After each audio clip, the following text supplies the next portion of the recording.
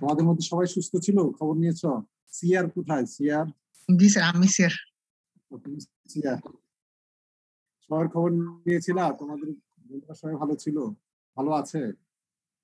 খোঁজ খবর তো নেওয়া হয়, তবে জানা মতে কারো কোভিড টোভিড কিছু হয় নাই, মোটামুটি ভালোই আছে শুনছি, যতটুকু খোঁজ নিছি আর। আচ্ছা, এখন কি সবাই সবাই বাসায় আছো? জি স্যার। উম, অনেক দিনের আবার গ্যাপ হয়ে গেল।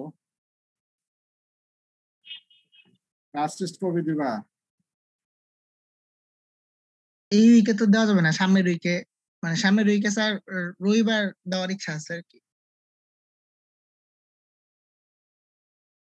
সামনের উইকে রবিবার? স্যার মানে এই উইকে তো মানে ইয়ে থেকে না করে দিচ্ছে আর কি, মানে হ্যাঁ, এই উইকে তো হবে academic। না। এই উইকে তো হবে না, সামনের উইকে রবিবার দিলে 8টায় দিয়ে দাও। জি স্যার, দেওয়া যায়। ক্লাসটা আমি নিতে যাচ্ছি না, ক্লাসটা যাতে মিস না হয়, আমরা তো এমনি পিছানো। দ্বিতীয়ত ওই সময় একটু আবার নেটওয়ার্কের সমস্যা থাকে। 8টার সময় দিয়ে দিলা।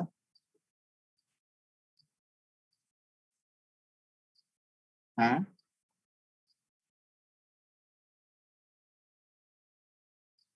তোমরা ফাইনাল করে আমাকে জানাবা, কি বলো?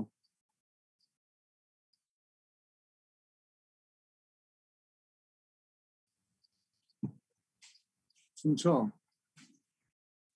জি স্যার। শুনতে পাচ্ছ? আমার আমার স্যার ডিসকানেক্ট হয়ে গেছিল আর কি।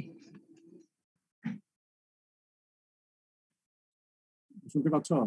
জি স্যার, এখন শুনতে পারতেছি। বলছিলাম যে আগামী রবিবার যদি দাও, সবার সাথে ডিসকাস করো, করে আমাকে ফাইনালি জানাও। জি স্যার। আর স্যার কোশ্চেন প্যাটার্ন নিয়ে একটু কথা বলবেন বলছিলেন আর কি। কোশ্চেন প্যাটার্ন নিয়ে কথা বলছিলাম। জি স্যার, মানে হুম,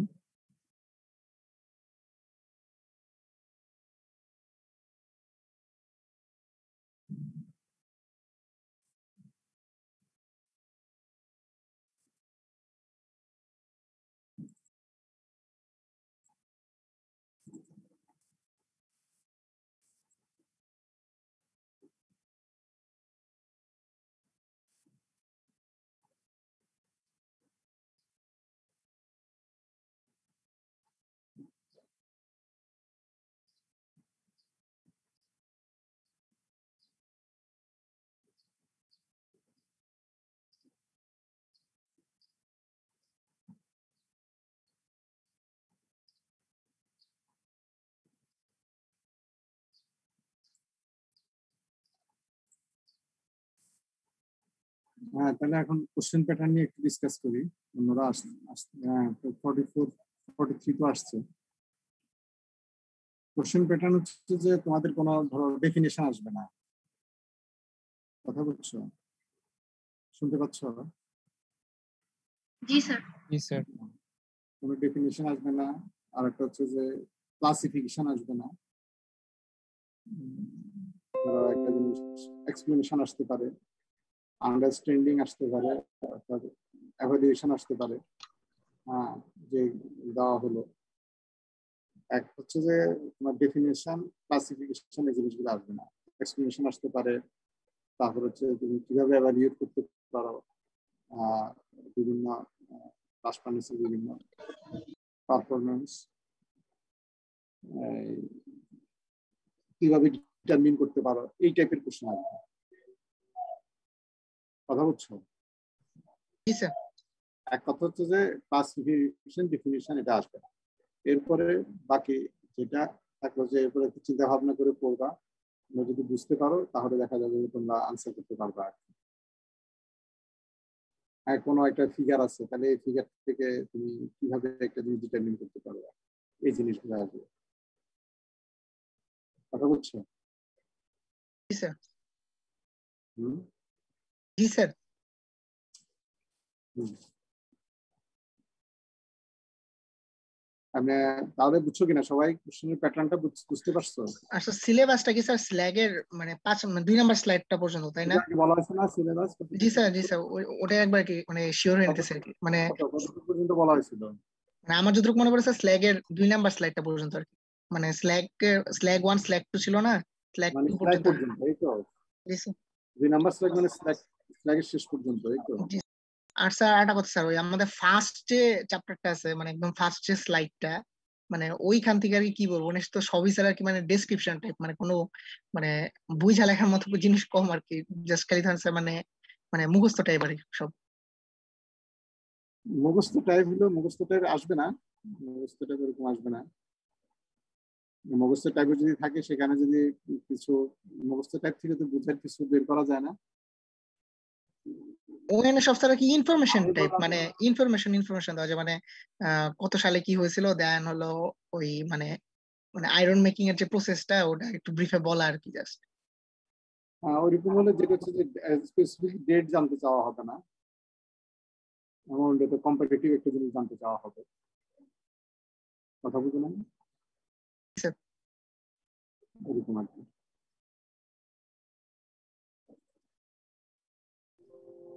ঠিক আছে, আমরা কোন পর্যন্ত ক্লাস করেছিলাম সেটা কি জানা আছে তোমাদের? কি বলতে পারবা? মনে আছে? স্যার 6 নাম্বার স্লাইডের মেবি অর্ধেক পর্যন্ত হয়েছিল।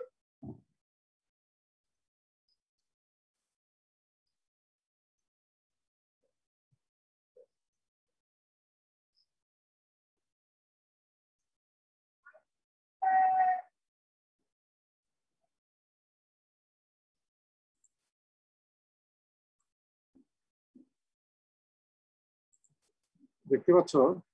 জি স্যার, দেখা যাইতেছে।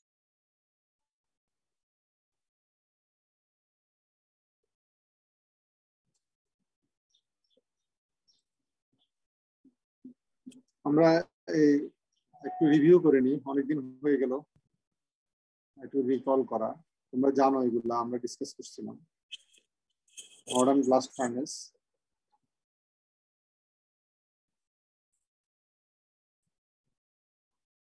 এটা ব্লাস্ট ফার্নেস ক্লায়েন্ট এবং প্রসেস সম্পর্কে এখানে লেআউট সম্পর্কে বলা হচ্ছিল।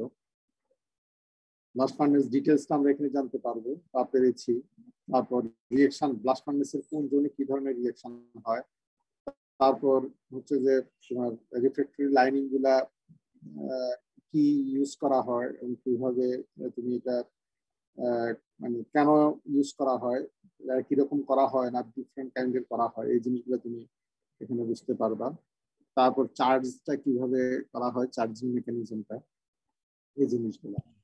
তার ভিতর আমরা এটা পড়েছি, এটা তোমরা দেখছো না? জি স্যার, এটা দেখানো হয়েছিল। এটা বুঝছো? একটু বলো দেখি। স্যার আমি বলবো? বলো, মানে কোন অংশে কোন কোন জোনের কি নাম?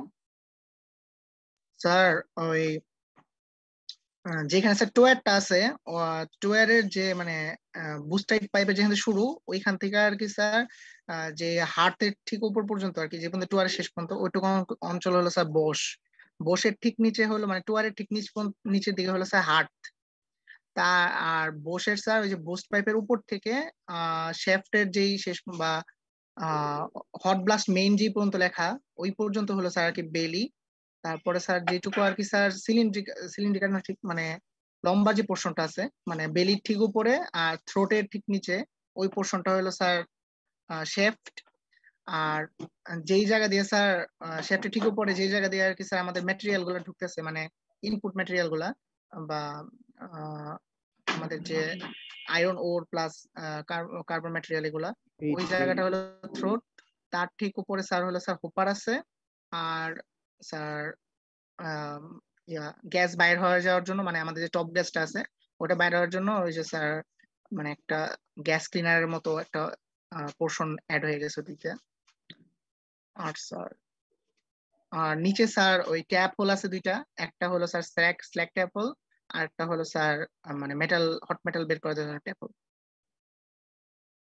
আর স্যার ডানে স্যার ওই গ্লাস ক্লিন করার পরে ওই এক্সস্ট গ্যাসটা বাইর করার জন্য একটা আহ, আহ, ওই যে হট ব্লাস্টার যেটা থাকে ওইটাকে হট করার জন্য আর কি স্যার ওই যে টপ গ্যাসটা আছে ওটা ইউজ করা হয়।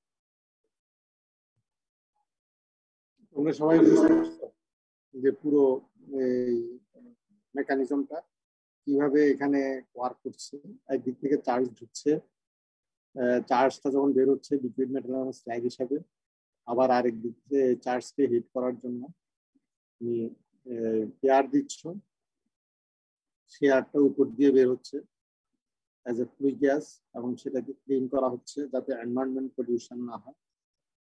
ক্লিন করে সেটাকে এটা যে তোমার স্টোভের মধ্যে দিয়ে পাঠানো হয়, আরো পাঠিয়ে সেখানে তোমার যেই তুমি এয়ারটা পাঠাচ্ছ সেটাকে যাতে প্রিহিট করা যায়। প্রিহিট করলে আমাদের কোল কনজাম্পশন কমে যায়, এফিসিয়েন্সি বাড়ে। সেজন্য আমরা কোল্ড এয়ার না দিয়ে হট এয়ার দিই ফার্নেসের মধ্যে। এই পুরো জিনিসটা হচ্ছে যে এখানে দেখানো হবে। হ্যাঁ, এরপরে এই জিনিসটাকে আরো ডিটেইল এখানে দেখানো হলো কিভাবে ওয়ার্ক করছে। কালার দিয়ে, এখানে কালার দিয়ে যেটা বোঝানো হলো টেম্পারেচারটাকে এখানে ইন্ডিকেট করা হচ্ছে।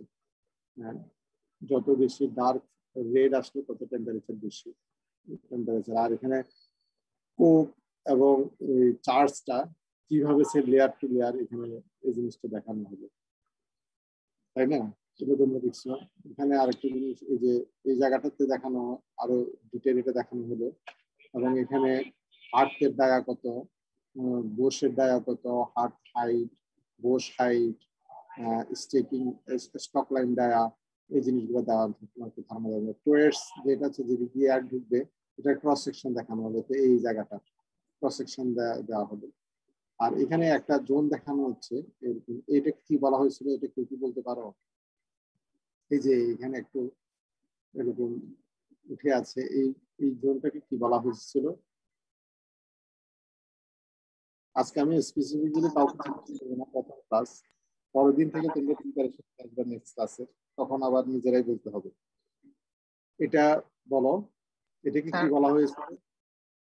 এটা কি বলা হয়েছিল? এখানে মূলত ওই ডায়ামিটার আর হাইট গুলা স্যার আর কি বলা হয়েছিল, ডানের ওই যে ভ্যাল গুলা আর কি। এই জায়গাটা যে ডেডম্যান জোন, ডেডম্যান জোনে কি থাকে?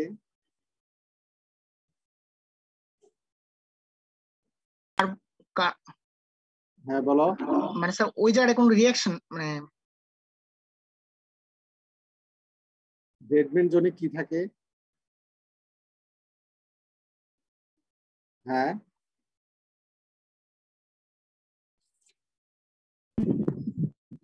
কোনো রিঅ্যাকশন হয় না ওই হ্যাঁ স্যার এখানে কোল কোনো রিঅ্যাকশন হয় না ওই ডেডম্যান। মানে এখানে শুধুমাত্র কি থাকে? কোক থাকে, আনবার্ন কোক, তাই না? সলিড পিস কোক থাকে। আর এগুলোর গ্যাপ দিয়ে তোমার লিকুইড মেটাল তারপর স্ল্যাগ এগুলো নামতে থাকে, তাই না? হ্যাঁ, তো এখন এই যে কেন থাকে এখানে টেম্পারেচারটা মাঝখানের এই টেম্পারেচারটা কম থাকে, এবং এটা প্রয়োজন আমাদের। মানে এটা পুরোটা আমরা বার্ন করলে তাহলে বার্ডেন যেটা আছে সেটা ধরে রাখতে পারবে। কথা বুঝছো? এটা যে এমনি এমনি তা না, এটার কিছু কার্যকারিতা আছে। এরপরে দেখো, এটা হচ্ছে মেইন জিনিস যে ব্লাস্ট ফার্নেসের রিঅ্যাকশন কোথায় ঘটে তোমরা একটু ভালোভাবে দেখবা। আপার জোনে কি, তারপর হচ্ছে মিডল জোন, বটম যেটা লোয়ার যেটা সাইড ওয়ারের উপরে কি রিঅ্যাকশন হয় এই জিনিসগুলো এটা তো ডিসকাস করা হয়েছিল না? জি স্যার, এটা টপ গ্যাসে এখানে তোমার যেটা মানে এটা তোমাদের একটু মাথায় রাখতে হবে যে মিডল জোনটা বেসিক্যালি কি রিঅ্যাকশন হয়। তারপর হচ্ছে বটম জোন যেখানে তোমার এয়ারটা ঢুকছে, সেই এয়ারের সাথে রিঅ্যাকশন যেগুলো হয়। তারপর সেখানে বিভিন্ন ধরনের অক্সাইড থাকে, সেই অক্সাইডের সাথে তোমার রিডাকশন হয়। তখন তোমার দেখা যায় যে লিকুইড মেটাল আয়রনের মধ্যে যে লিকুইড আয়রন হলো তার মধ্যে এই বিভিন্ন এলিমেন্ট ঢুকে পড়ে। সেই জন্য আমরা পিগ আয়রনে সিলিকন বেশি পাই, ফসফরাস সালফার এই জিনিসগুলো বেশি পাই। এগুলো আমরা রিঅ্যাকশনে পড়েছি আলাদাভাবে। এখানে হচ্ছে জোন ওয়াইজ দেখানো হবে, এটা তোমরা ভালোভাবে দেখবা। ঠিক আছে। আর এখানে ইম্পর্টেন্ট একটা জিনিস হচ্ছে যে টপ গ্যাসে টেম্পারেচার কত, এখানে টেম্পারেচার প্রোফাইলে দেওয়া হলো, এবং কম্পোজিশন কত। কথা বুঝছো? টপ গ্যাসে কি কি থাকে বলো দেখি। অর্থাৎ ফ্লুইড গ্যাস আমরা অনেক সময় বলি এটাকে। টপ গ্যাসে কি কি থাকে? Sir carbon monoxide, carbon dioxide একটু কম থাকে আর কিছু ইনার্ট গ্যাস থাকে যেমন নাইট্রোজেন। ইনার নাইট্রোজেন কোথেকে আসলো? স্যার মানে আমরা যে এয়ারটা ব্লাস্ট করি ওটা মানে তো মানে নাইট্রোজেন থাকেই স্যার। হ্যাঁ, ওই নাইট্রোজেনটাই। হ্যাঁ, ওই নাইট্রোজেন। তো সেই জায়গায় বাকি যেটা থাকে কম্পোজিশন হিসেবে যখন আসে তখন এখানে কার্বন ডাইঅক্সাইড, কার্বন মনোক্সাইড এটা থাকে। কার্বন মনোক্সাইড 20 থেকে 30%। কার্বন ডাইঅক্সাইড যেটা, এটা তো আর রিয়েকশন করবে না, কিন্তু কার্বন মনোক্সাইড তো তোমার অক্সিজেনের সাথে আবার রিয়েকশন করবে তুমি এটা ইউজ করতে পারো। এটাকে হিট ফ্লুইড, এই জন্য এটাকে ফ্লু গ্যাস বলা হয়। ফ্লু গ্যাস মানে কিন্তু ফ্লু গ্যাস বা ফুয়েল গ্যাসও বলা হয়, যে এটা ফুয়েল হিসেবে ইউজ করতে পারো, এখান থেকে তুমি হিট পাবা। যেমন এখানে যে কার্বন অন্যগুলো দিবে না, কার্বন ডাইঅক্সাইড নাইট্রোজেন দিবে না, কিন্তু এখানে যেটা কার্বন মনোক্সাইড আছে, এই কার্বন মনোক্সাইডটা তুমি বার্ন করালে এটাকে কার্বন ডাইঅক্সাইডে কনভার্ট করলে তখন দেখা যাবে যে তোমার হিট পাচ্ছে তুমি। হ্যাঁ, এই এখানে বিভিন্ন যে লোয়ার জনিক রিয়েকশন, এখানে রিয়েকশন হিসেবে তোমার দেওয়া আছে reaction in the middle zone. এগুলো ভালোভাবে দেখে নিবা। রিয়েকশন ইন দ্য আপার ইত্যাদি। এই আমরা মনে হয় এই পর্যন্ত পড়েছিলাম নাকি? হ্যাঁ, আমরা এই পর্যন্ত পড়ছিলাম। জি স্যার, এটাও পড়ছিলাম। মানে এটা সাইজ অফ ব্লাস্ট ফার্নেস কি পড়েছিলাম? জি স্যার, এটাও পড়া হয়েছে। জি স্যার, এটাও পড়া হয়েছে। এটা পড়ানো হয়েছে। মিডিলের রিঅ্যাকশন পর্যন্ত পড়া হয়েছিল। মিডিলের যে রিঅ্যাকশন গুলো আছে না, ওগুলো পড়া হয়েছিল। মানে রিঅ্যাকশন, এই তো রিঅ্যাকশন গুলো পড়ানো হয়েছে, তাই না? জি স্যার, মিডিলের রিঅ্যাকশন পর্যন্ত পড়ানো হয়েছে যতটুকু মনে পড়ে। এই যে এটা লোয়ার জোন, জি স্যার, এটা মিডল জোন, এই স্লাইড পর্যন্ত যতটুকু মনে পড়া হয়েছিল এটাও পড়ানো হয়েছিল এই স্লাইডটা। জি আচ্ছা, স্যার, এখানে দেখো এটাও পড়ানো ছিল মনে হয়, যে পোস্টে একটা সাউথ কোরিয়ান কোম্পানি, ওদের হার্টের ডায়ামিটার বলা হচ্ছে 9.2 থেকে 13.2। এটা 2000 এর কথা। তো যেটা বলা হচ্ছে যে অনেক ক্যাপাসিটির এটা। এখন গ্লোবালি এই পর্যন্ত যেটা বলা হয় যে 700 ব্লাস্ট ফার্নেস তোমার অপারেট হচ্ছে, তারা আয়রন প্রডিউস করছে। অনেক মেটেরিয়াল আসতেছে মার্কেটে আয়রনের রিপ্লেসমেন্ট হিসেবে। তো এখন অনেক জায়গায় কি আসতেছে তোমার স্টিলের রিপ্লেসমেন্ট হিসেবে বিভিন্ন আরো বিল্ডিং মেটেরিয়াল, আরো জিনিস আসতেছে। স্টিলের ইউজটা কিছুটা যেমন কমছে, কিন্তু কমলেও আমাদের পপুলেশন বাড়ছে, টেকনোলজি আগাচ্ছে।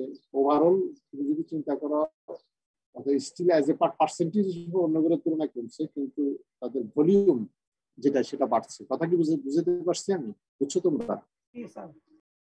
হ্যাঁ, অন্যান্য মেটেরিয়ালের তুলনায় আগে যে পরিমাণে স্টিলের পার্সেন্টেজ অন্যান্য মেটেরিয়াল কম্পেয়ারে ইউজ হতো, এখন সামান্য কমছে, কিন্তু ওভারঅল স্টিলের তোমার ডিমান্ড বাড়ছে। কারণ না, পপুলেশন বাড়ছে, টেকনোলজির বিভিন্ন জায়গায় বিভিন্ন টেকনোলজি ইউজ হচ্ছে, সেখানে স্টিল যেটা হচ্ছে আনপ্যারালাল একটা জিনিস অনেক জায়গার জন্য, যেটা স্টিল ছাড়া অন্য কিছু হবে না।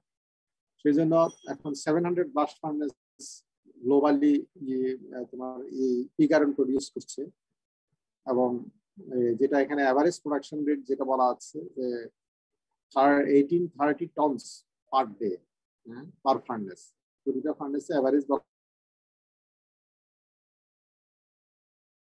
হচ্ছে যে তোমার 1830 টন।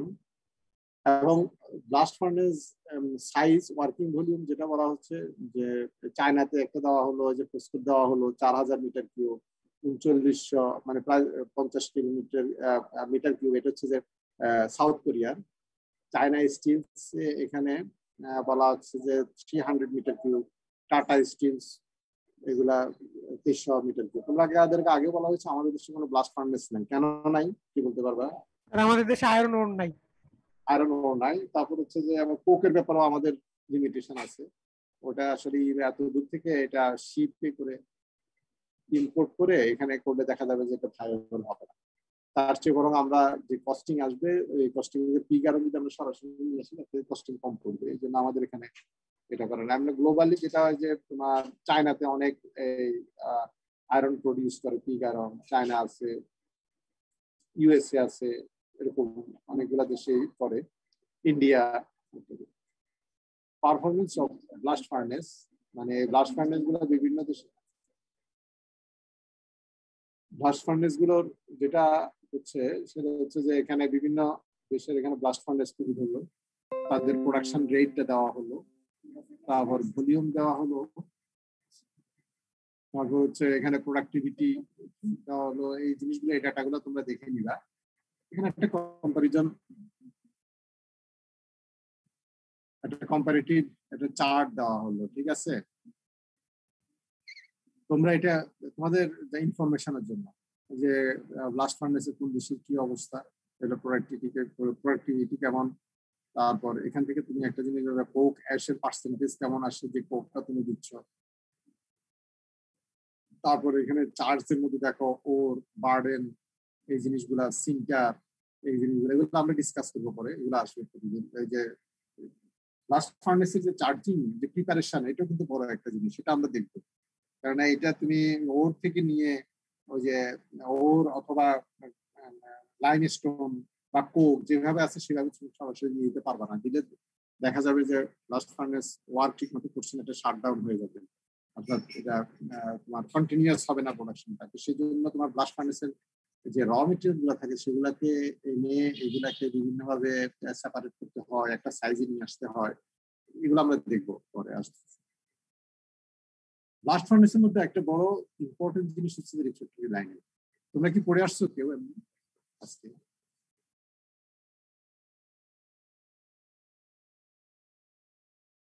পড়ে আসছো? তোমরা কি কেউ পড়ে আসছো? বলতে পারবো মোটামুটি।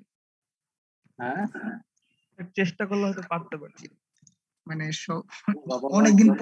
অনেকদিন পরে তো স্যার, সবাই মনে হয় না পড়ছে। আচ্ছা ঠিক আছে, অসুবিধা নেই। এখানে যেটা তাহলে আমি বলে যাই, তোমরা দেখো যে ব্লাস্ট ফার্নেসের আমরা আগেই বলছি, ব্লাস্ট ফার্নেস যখন স্টার্ট করবা এটা উইদাউট ইন্টারাপশন এটা চলতে থাকতে হবে, আদারওয়াইজ যখন এটা স্টপ হয়ে যাবে এটা অবসোলেট হবে, অর্থাৎ এটা ভেঙে আর নতুন করে করতে হবে। কথা বুঝছো? এই জন্য লাইনিং এর লাইফের উপর ব্লাস্ট ফার্নেসের লাইফ ডিপেন্ড করবে। 1960s বলা হচ্ছে যে একটা ফার্নেসের লাইনিং লাইফের উপর যেহেতু ডিপেন্ড করে, এটা 4 থেকে 6 বছর ইউজ করা যেত, পরবর্তীতে এটাকে শাট ডাউন করে একদম কমপ্লিটলি নতুন করে আবার নিয়ে ব্লাস্ট ফার্নেস স্টার্ট করা হতো।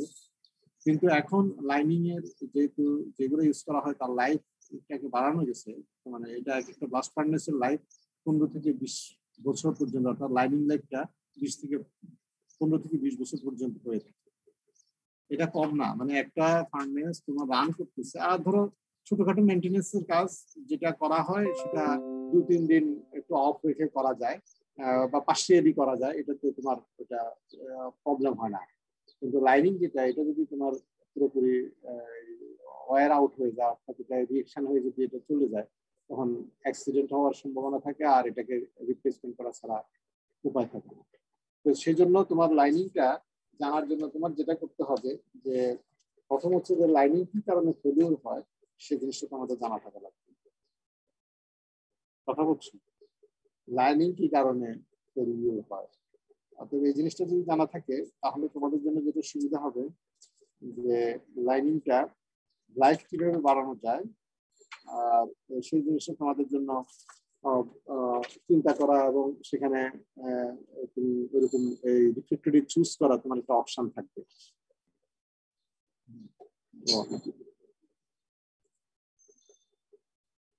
Recording in progress.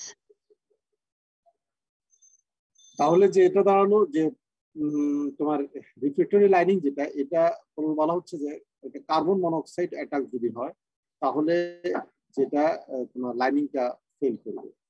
তারপর এখানে যদি অ্যালকালি এবং আদার ভেপার হয়, কারণ এখানে ম্যাক্সিমামই দেখা যাচ্ছে যে অ্যাসিডিক এনভায়রনমেন্ট থাকে, অ্যাসিডিক যেমন অ্যালুমিনা, এখন এটার সাথে যে বেসিক হয়, বেসিকের সাথে অ্যাসিডিক রিঅ্যাকশন করে এটা তোমার কি হয়ে যাবে, আস্তে আস্তে এটা ক্ষয় হয়ে যাবে, ওয়্যার আউট হয়ে যাবে, মানে রিফ্লেক্টরিটা তোমার এই থিন হতে থাকবে। হ্যাঁ, তো সেই জন্য এটা। তারপর হচ্ছে যে হাই টেম্পারেচার যদি হয় তখন এই রিফ্লেক্টরি লাইনিং এর রিঅ্যাকশন রেটটা বাড়তে থাকে, এই একটা। আর একটা হচ্ছে যে তুমি যে সলিড চার্জ উপর থেকে দিচ্ছ, এই solid charge huge volume, huge weight, এটা যখন নিচের দিকে নামতে থাকে তখন যদি এটা অ্যাব্রেশন হয় রিফ্লেক্টরি লাইনের সাথে খুব বেশি পরিমাণে, তখন আস্তে আস্তে এটা ফিজিক্যাল যে অ্যাগ্রেশন হয়, এই অ্যাগ্রেশনের কারণে তোমার ওয়্যার হয়ে যায়। এখান থেকে হাই টেম্পারেচারে আস্তে আস্তে এটা ক্ষয় হয়ে যায়। তারপর হচ্ছে যে যেখানে যদি স্ল্যাগ এবং মোল্টেন মেটাল থাকে এবং সেটা যদি হাই টেম্পারেচার স্ল্যাগ এবং মোল্টেন মেটাল হয়, তখন রিফ্লেক্টিভ লাইনিংটাকে রিফ্লেক্টিভ ব্রিজকে অ্যাটাক করে।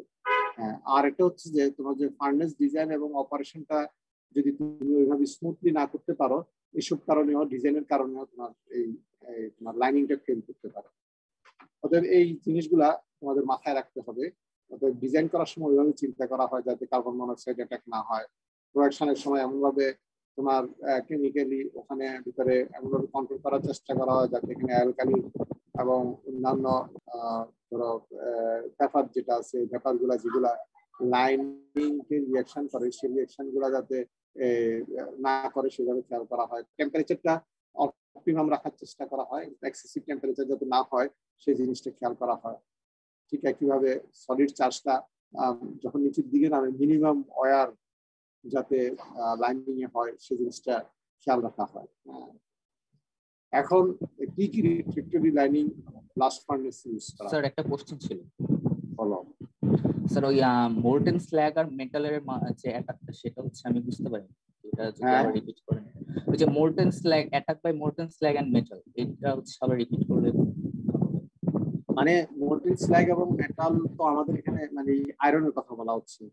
এটা তৈরি আস্তে আস্তে নিচের দিকে নামছে না, এটা যদি লম্বা সময় রিফ্লেক্টরি লাইনিং আছে না, লাইনিং এর কন্ট্যাক্টে থাকে, তখন লাইনিং স্ল্যাগ তোমার অক্সাইডের একটা লিকুইড ফর্ম থাকে। তখন এখানে যদি ওই অ্যালকালাইন ক্যালসিয়াম অক্সাইড অর্থাৎ তোমার অ্যালকালাইন যদি স্ল্যাগের পরিমাণে অ্যালকালিন পরিমাণটা যদি বেশি থাকে, তখন লাইনিং এর সাথে যদি লম্বা সময় লেগে থাকে, হ্যাঁ তখন দেখা যাচ্ছে যে সেখানে রিয়েকশন হয়ে লাইনিং এর সাথে তখন তার লাইনিংটাকে খেয়ে ফেলে আর কি। আস্তে আস্তে আমরা বাংলা ভাষায় যেটা বলি, আস্তে আস্তে লাইনিংটা ছুটে আসে। লাইনিং কি সেটা আমরা এই পর প্যারাতে আসতেছে, তখন জিনিসটা আমাদের বুঝে আসবে। তো লাইনিং ইউজ করার জন্য এখানে কয়েকটা ভাগে ভাগ করা। তোমরা এমনি দেখছো যে টেম্পারেচার প্রোফাইলে পুরো ব্লাস্ট ফার্নেসের টপ থেকে বটম পর্যন্ত একই টেম্পারেচার থাকে না, বিভিন্ন এরিয়া বিভিন্ন টেম্পারেচার থাকে। তো টেম্পারেচারের সাথে সাথে এই রিফ্লেক্টরি লাইনিংটাকে চুজ করতে হয়। হ্যাঁ, একই রিফ্লেক্টরি লাইনিং টপ থেকে বটম চুজ করা হয় না। যেমন এখানে আপার স্টিক বলা হচ্ছে, লোয়ার স্টিক তোমরা এটা জানো। স্টিকের আপার স্টিক, লোয়ার স্টিক, আপার স্টিকের টেম্পারেচার কম থাকে, লোয়ার স্টিকে তার চাইতে বেশি থাকে। গোষ্ঠীর জন্য অনেক বেশি থাকে, হার্টকেও টেম্পারেচার অনেক হাই থাকে। অতএব এখানে এগুলোর উপর বেস করে মূলত ব্লাস্ট ফার্নেসে তোমার অ্যালুমিনো সিলিকা ব্রিক বলা হয়, এটাকে আমরা ফায়ার ক্লে ব্রিক অনেক সময় বলে থাকি। হ্যাঁ, তো আপার স্টিক যেখানে, আপার স্টিকে যেহেতু টেম্পারেচারটা অত বেশি না, সেখানে তোমার যে ফায়ার ক্লে থাকে তার মধ্যে 40-45% অ্যালুমিনা থাকে। অ্যালুমিনা যত বেশি হয় তখন তার ফায়ার রেজিস্ট্যান্স, রিফ্লেক্টরি লাইনিং এর কোয়ালিটি এবং রেজিস্ট্যান্স প্রপার্টি বাড়তে থাকে, এবং রিফ্লেক্টরিটা আবার অনেকটা এক্সপেন্সিভ হতে থাকে, অ্যালুমিনিয়াম পরিমাণটা বাড়তে থাকে। তো আপার স্টিকে এই জন্য বলা হচ্ছে যে 40-45% তোমার অ্যালুমিনা ইউজ করা হয়। আর লোয়ার স্টিক বেলি আর বোস জোন, হ্যাঁ বেলি এবং বোসের আপার জোন যেটা, সেখানে টেম্পারেচার আপার স্টিকের তুলনায় অনেক বেশি। এখানে high duty fire clay brick use করা হয়, যার মধ্যে তোমার 60% অ্যালুমিনা থাকে। কথা কি বুঝে আসছে? এটাতে তোমার কি হবে, লাইফটা বেড়ে যাবে, অ্যালুমিনার লাইফটা বেড়ে যাবে, অ্যালুমিনার লাইফটা বেড়ে যাবে, লাইনিং এর লাইফটা বেড়ে যাবে, হাই টেম্পারেচারে উইথস্ট্যান্ড করতে পারবে।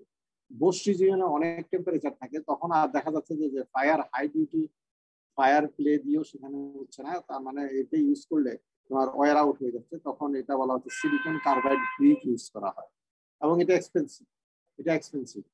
এবং এই সিলিকন কার্বাইড ব্রিকটা আমরা দেখবো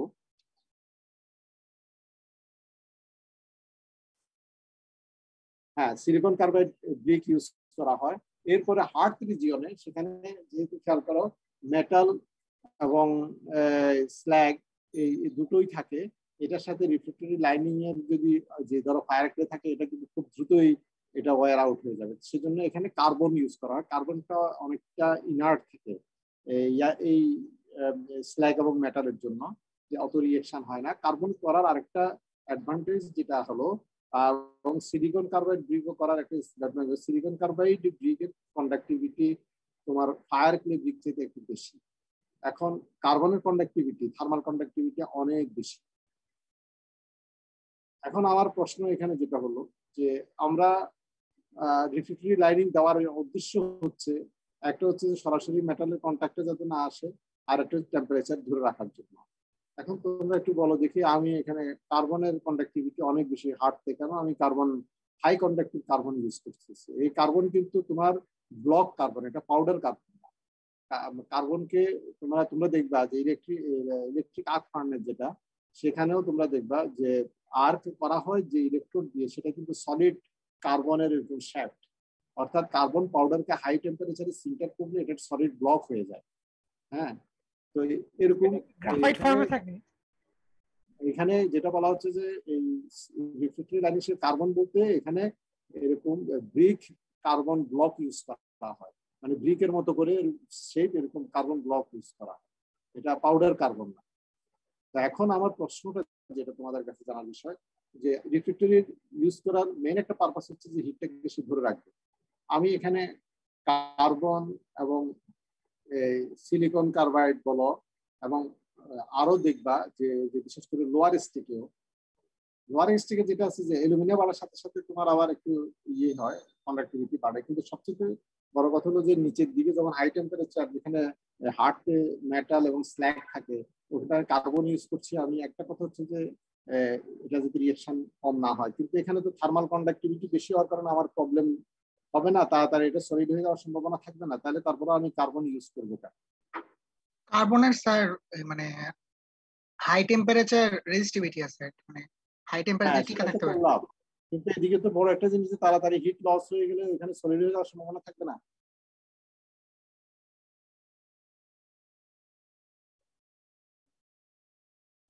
স্যার কার্বন ব্রিক ইউজ করলে এরপরে মোস্ট প্রবাবলি সেকেন্ড লেয়ারে আরেকটা অন্য ইউজ করা হয় রিফ্র্যাক্টরি, মানে ফেসিং ব্রিক রিফ্র্যাক্টরি হিসেবে কার্বন গ্রাফাইট কাজ করে, দেন অন্য আরেকটা ইউজ করে, যাতে হইতেছে যে কার্বন কিছুটা হিট কমায় দেয় আর পরের লেয়ারে যে আছে সে ম্যাক্সিমাম হিটটা কমায় দেয়, এরকম জানতাম আমি।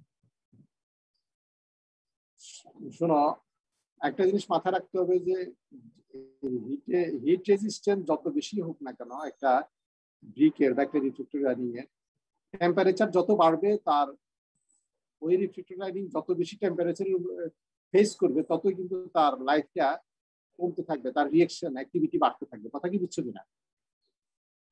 কথা বুঝছো? জি স্যার। টেম্পারেচার একটা বিগ ইস্যু।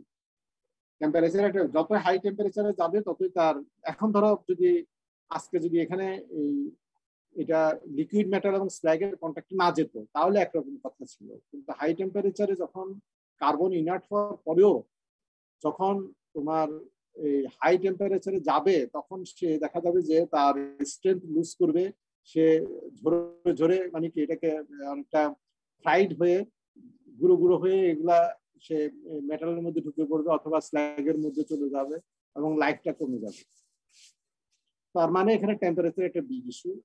এই টেম্পারেচারটা এখানে বেশি রাখা যাবে না। বেশি মানে কি, অবশ্যই এটা temperature above the liquid and slug temperature, liquid এবং স্ল্যাগ টেম্পারেচারের উপরে থাকবে, কিন্তু তার চেয়ে আরো বেশি দেওয়া যাবে না। আরো অনেক বেশি যদি হয় তখন এই দেখা যাবে যে কার্বন ব্রিক যেটা, এটাও তোমার আস্তে আস্তে তোমার ইয়ে হয়ে যাচ্ছে, ওয়ার আউট হয়ে যাচ্ছে।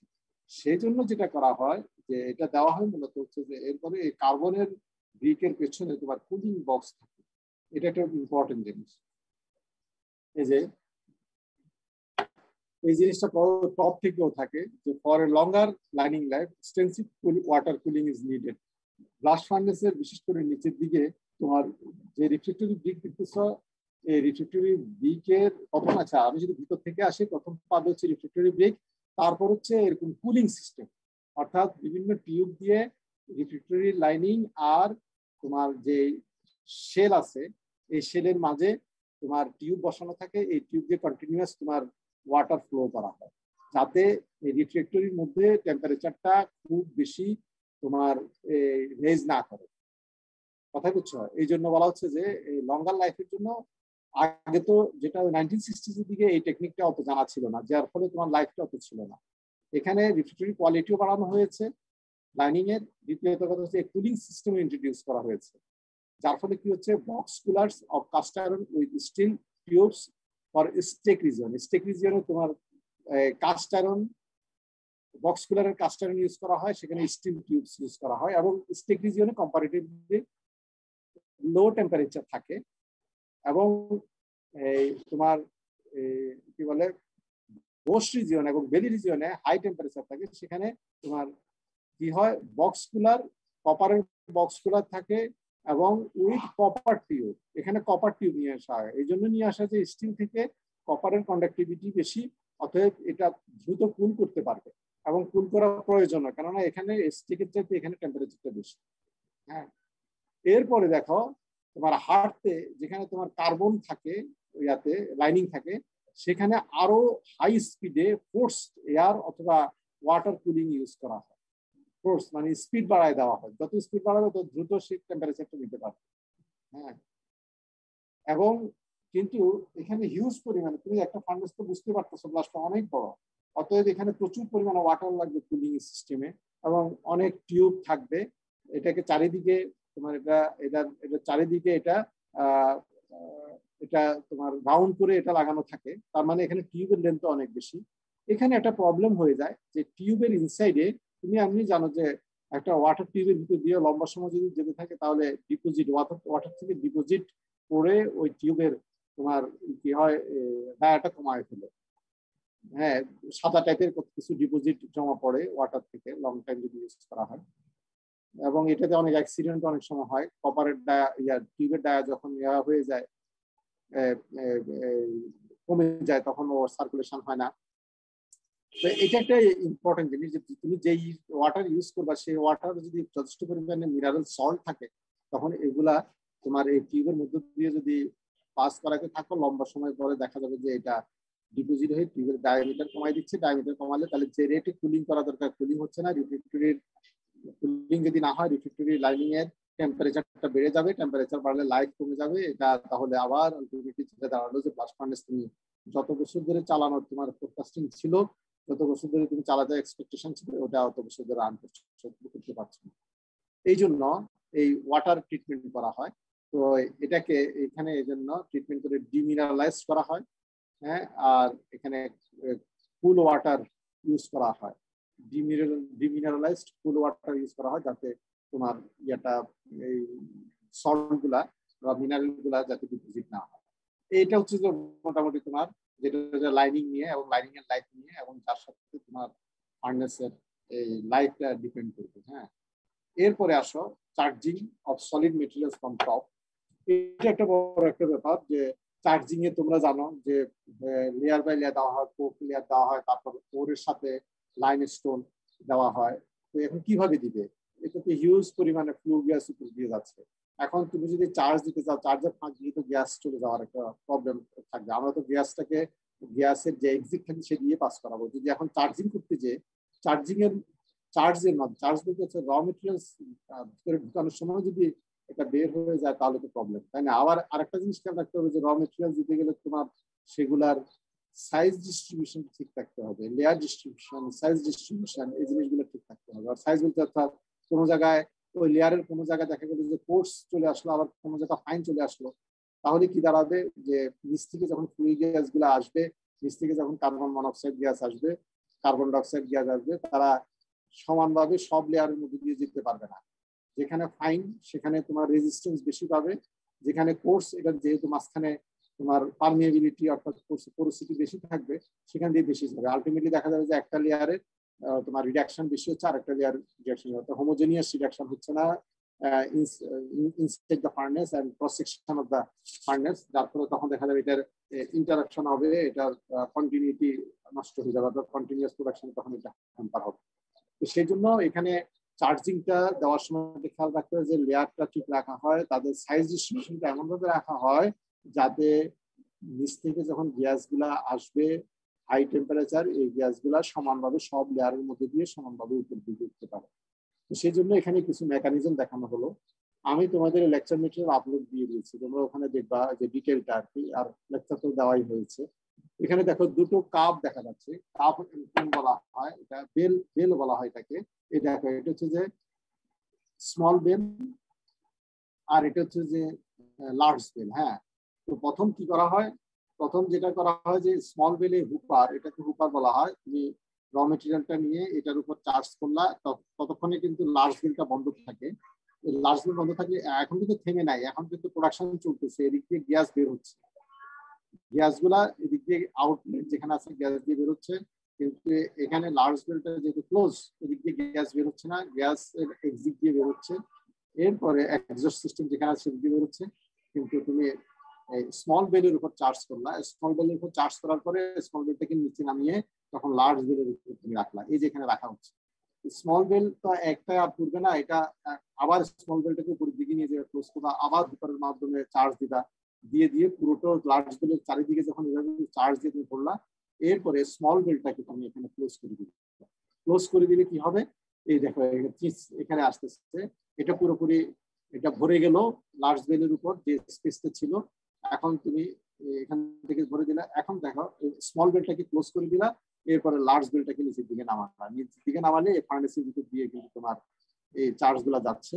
কিন্তু এখানে এই চার্জের জন্য গ্যাস সামান্য উপরের দিকে যায়, ফ্লু গ্যাস, কিন্তু খুব বেশি যেতে পারে না। এই যে এখানে তখন এই চার্জ গুলা মেইন ফার্নেস শ্যাফটে চলে আসতেছে, চলে আসার পরে তাহলে দুটো খালি হয়ে গেল, আবার ক্লোজ করে দিলা, আবার তুমি এই স্মল বেলের উপর চার্জটা দিয়ে দিয়ে আবার এখানে আনবা, এখানে এনে তারপর তুমি যখন এটা ফুল হয়ে যাবে এটাকে স্মলটাকে ক্লোজ করে আবার এটাকে নিচের দিকে নিচে নামালে তখন এই পাশ থেকে তোমার চার্জ গুলা ফার্নেসের মধ্যে চলে আসবে। এবং এই ফার্নেসের মধ্যে কিভাবে চার্জটা যাবে, লেয়ার গুলার প্রোফাইল এখানে দেওয়া আছে। হ্যাঁ, এটা হচ্ছে যে তোমার কোক লেয়ার, এটা ওর লেয়ার। এখানে যেটা দেওয়া আছে 1 এবং 2, 1 বলতে বোঝা যাচ্ছে যে লার্জ সাইজ, অর্থাৎ এখানে দেখো এইভাবে তুমি যদি প্রোফাইলটা যদি সাজানো থাকে তাহলে লার্জ গুলা লার্জ সাইজের যেই তোমার এই কোর এবং কোক থাকবে সেগুলা এদিক দিয়ে ঢোকার সাথে সাথে এদিক দিয়ে ঢোকার সাথে সাথে গড়িয়ে মাঝখানে চলে আসবে, আর ফাইন গুলা তোমার সাইডে থেকে যাবে। হ্যাঁ, আর এখানে যেটা হচ্ছে তুমি যদি এভাবে দাও তাহলে এখানে কি দেখাচ্ছে যে এরকম ডিস্ট্রিবিউশন। 2 মানে তোমার যেটা বোঝাচ্ছে যে যদি এম প্রোফাইল হয়, তুমি যদি চার্জগুলো কিন্তু এই প্রোফাইলে সাজাও তাহলে নিচের দিকে যেটা দেখা যাচ্ছে যে তোমার ফাইনার গুলো আসবে, আর উপরের দিকে দেখা যাচ্ছে সরি নিচের দিকে কোর্স গুলো আসবে আর উপরের দিকে তোমার ফাইনাল গুলো থাকবে। তো অতএব এখানে এটা দেখানোর অর্থ এই যে তোমাকে এটাও চিন্তা করতে হবে, আমি অল্প আগে যেটা বললাম যে তোমার সাইজ গুলা চিন্তা করতে হবে। হ্যাঁ, যে কিভাবে তুমি এটা প্লেস করলে বিভিন্ন অ্যারেঞ্জমেন্ট, এই জন্য এটা মডিফিকেশন হচ্ছে, ডে টু ডে হচ্ছে। এখানে ফাইনালি একটা মডিফিকেশন আসছে যে এই তোমার বেল, স্মল বেল লার্জ বেলের পরিবর্তে এখানে এটাকে চার্জ গুলা এরকম মেটেরিয়াল বিনে রাখা হয়, তারপরে দিয়ে গেট ভলভ থাকে, থেকে এখানে যখন আসে এটা টিউব বলে, এটাকে এভাবে ঘুরে ঘুরে তোমার ফার্নেসের মধ্যে এখান থেকে দেওয়া হয় যাতে ডিস্ট্রিবিউশনটা ভালো হয়। এটা বিভিন্ন ডিমেনশনে এভাবে ঘুরতে পারে আর কি, যে এটা দেখা আর হচ্ছে অর্থাৎ এই চার্জ গুলাকে তোমার আর নিচের দিকে সরাসরি তুমি ফার্নেসের মধ্যে প্লেস করে দিচ্ছ। হ্যাঁ, এটা এখন এই টেকনিকটা এখন বেশি ইউজ হয়, এটা একটু রোটেটিং ডিস্ট্রিবিউশন, এটাতে হয়তো তোমার হোমোজেনিয়াস ডিস্ট্রিবিউশনটা ভালো হয়। এইভাবে আমরা সলিড মেটেরিয়ালটা আমরা ফার্নেসের মধ্যে দিতে পারি। এরপরে ফাইনালি যেটা আসলো hot plus stove. Hot plus stove তোমরা দেখছো, এই যে শুরুতে দেখছো না যে যখন তোমার এই ফার্নেসের এফিসিয়েন্সি কোল কনজাম্পশন বাড়ানোর জন্য এয়ারটাকে হিট করা হয়। হিট করার জন্য তাহলে হিট কিভাবে করে, একটা হচ্ছে যে ফ্লুইড গ্যাস যখন বের হচ্ছে, ফ্লুইড গ্যাসের তোমার টেম্পারেচার কত, ফ্লুইড গ্যাসের টেম্পারেচার কত দেখো এখানে উপরে কোথায় এখানে দেওয়া আছে টেম্পারেচার, এই যে 100 থেকে 250 ডিগ্রি টপ গ্যাস। 100 থেকে 250 ডিগ্রি এই এটাকে তুমি পাঠিয়ে কি করা, একটা একটু মাথায় রাখো, আমি আবার চলে যাই। একটা কাজ হতে পারে যে এখানে দেখো কি হতে পারে, এখানে একটা খেয়াল করো ভালোভাবে, এটা হচ্ছে রিফ্লেক্টরি চেকার, এগুলো অনেকগুলো স্টোভ পাশাপাশি থাকে। ফ্লুইড গ্যাসটাকে কি করা হয়, এদিক দিয়ে পাস করা হয়। আগে কি করা হতো, এই গ্যাসটাকে পাস করা হতো, খেয়াল করো এখানে পাস করে এই রিফ্লেক্টরি, এদিকে হচ্ছে রিফ্লেক্টরি দিক, এই রিফ্লেক্টরি দিকের মধ্যে দিয়ে যখন এটাকে পাস করানো হয় হট গ্যাসটাকে কত 100 থেকে 200, তখন আস্তে আস্তে কি রিফ্লেক্টরি দিকটা হিট হতে থাকবে না? কথা বলো, হিট হতে থাকবে কিনা? আমার কথা শুনতে পাচ্ছ? জি স্যার। জি স্যার। রিফ্লেক্টরি দিকটা কি হিট হতে থাকবে না, টেম্পারেচার বাড়তে থাকবে কিনা? জি স্যার, বাড়বে। কথার কথা, তুমি এরকম 100 থেকে 200 ডিগ্রি সেন্টিগ্রেডের ব্লাস্টকে তুমি এদিকে ফ্লো করলা, রিফ্লেক্টরি দিকটা তখন হিট হয়ে গেল, কথা হলো 400 থেকে 500 ডিগ্রি হলো, এরপরে তুমি এদিকে স্টপ করে দিলা, এদিক দিয়ে আর কোনো ফ্লুইড গ্যাস তুমি দিলা না, না দিয়ে এখন কি করলা, তুমি বাতাসটাকে তুমি এদিক দিয়ে ফ্লো করালা, করলে কি হবে, এই বাতাসটা রিভার্স ওয়েতে যেদিকে ফ্লুইড গ্যাস গেছে তার বিপরীতে তুমি বাতাসটা ব্লাস্টটা যদি এয়ারটা যদি পাস করা, তাহলে রিফ্লেক্টরিতে আগে যে টেম্পারেচারটা ছিল, যে হিটটা ছিল, সেই হিটটা নিয়ে নিবে না, এই এয়ারটা নিবে কিনা? জি স্যার, নিবে। নিলে তাহলে এয়ারটা হিট হবে কিনা? স্যার, হিট হবে। হিট হবে, তাহলে তাহলে টেম্পারেচার বাড়বে, তাহলে টেম্পারেচার বাড়লে হট যে এয়ারটা সেটা এই ব্লাস্টটা তোমার ফার্নেসে চলে যাবে। তার মানে যেটা দাঁড়া গেল যে এখান থেকে তুমি বুঝতেছো যে তাহলে তোমার এই তোমার হট ব্লাস্ট স্টোভ যেটা, এটা এমন ভাবে হবে যে এটা ভালভ থাকবে, ভালভ দিয়ে রেগুলেট করা হবে, অর্থাৎ তোমার কন্টিনিউয়াস এয়ার দিতে হবে, হট ব্লাস্ট দিতে হবে, আবার ফ্লুইড গ্যাসও কন্টিনিউয়াস বের হচ্ছে। তার মানে কিছু হট ব্লাস্ট রাখতে হবে হিটিং এর জন্য, আবার কিছু হট ব্লাস্ট রাখতে হবে যে কুলিং, মানে কি গ্যাসটাকে পাস করানোর জন্য। এটা কন্টিনিউয়াস প্রসেস, বুঝা গেল কিনা? তোমরা বুঝতে পারছো জি কথাটা? স্যার, জি স্যার।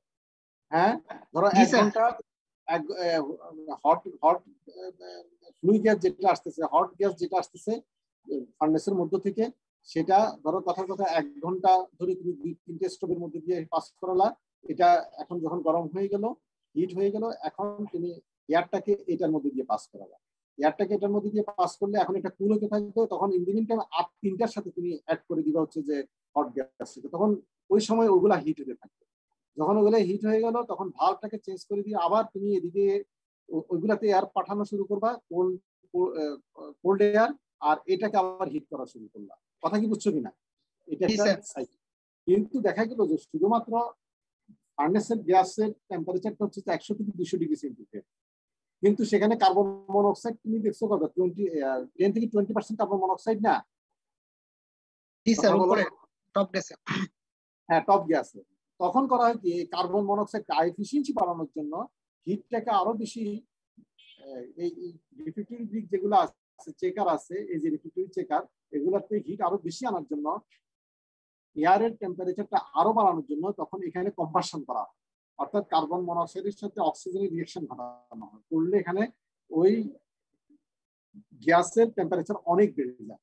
বেড়ে গেলে সে হাই টেম্পারেচার কম্বাসন করার পর হাই টেম্পারেচার এই গ্যাসটা এদিক দিয়ে যায়, তোমার এই রিফ্লেক্টরি যে ব্রিক আছে, চেকার আছে, এটাকে হিট করে, তখন এটা আগে যদি 400-500, এখানে 900-1000 পর্যন্ত চলে যায় টেম্পারেচার। এখন তুমি যদি গ্যাস পাস করো, তাহলে এই গ্যাসটা তাহলে আরো টেম্পারেচার গেইন করবে না, এয়ারটা করবে কিনা? জি স্যার। তখন তোমার দেখা যাবে যে ওই যে ফার্নেসের এফিসিয়েন্সি বেড়ে গেছে in terms of Coke consumption. কথা বোঝা যায়? জি স্যার। এইভাবে এই জিনিসটা করা হয়। এটাতে যেটা আগে কিন্তু এই জিনিসটা তাদের মাথায় ওইভাবে আসেনি কম্বাসনটা, তখন শুধুমাত্র শুরুর দিকে আর কি, এখানে যে হট গ্যাস হয় সেখানে এইভাবে পাস করে গরম করতো। যখনই দেখলো যে না, এখানে এটা তো আসলে ইনার্ট গ্যাস না, এটাকে আবার কম্বাসন করা যায়, কার্বন মনোক্সাইড যেহেতু আছে, তখন তারা কম্বাসন করে হিট বাড়িয়ে এদিক দিয়ে পাস করে। ঠিক আছে, এই হচ্ছে মোটামুটি আমাদের ফার্নেস সম্পর্কে লেআউট। আজকে তাহলে আমরা এখানেই শেষ করি, ঠিক আছে? জি স্যার।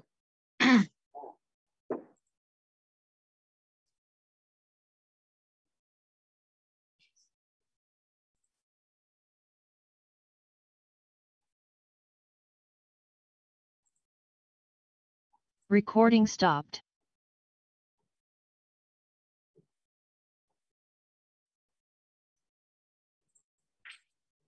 তোমরা কে কে অ্যাবসেন্ট আছো বলো দেখি?